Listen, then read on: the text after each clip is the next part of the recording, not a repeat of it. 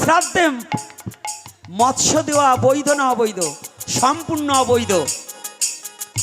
মা বাবা মারা গেলে মৎস্য দেওয়া সনাতন ধর্মের জন্য বৈধ নয়। আর একটা নূতন নয়, একটা ভালো কথা শুনে যান।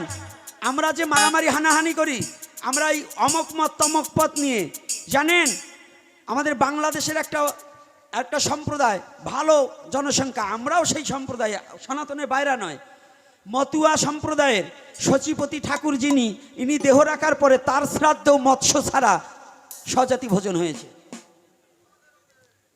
বুঝতে পেরেছেন? উড়াকান্দির গায়ে সচিপতি ঠাকুর আমার দেহ রেখেছে, সেখানেও নিরামিষ শ্রাদ্ধ হয়েছে।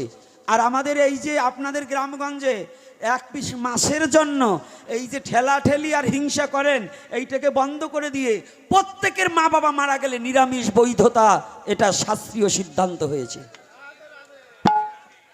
এটা জোর গলায় বলে যাচ্ছি, আজকে নয়, এই পিছটা আমার বহুদিন ধরে বহুত সংগ্রাম করে এসেছি, বহুত জায়গা বলেছি।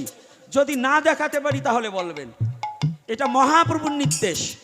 এই মা বাবার পিতৃশ্রাদ্ধে যারা মৎস্য দেয়, তাদের মা বাবার উদ্দেশ্যে বিষ্ণু শ্রাদ্ধ হয় না, প্রেতের শ্রাদ্ধ হয়।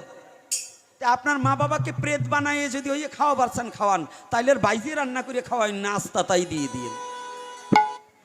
এজন্য মা বাবার শ্রাদ্ধে মৎস্য দেওয়া অবৈধ।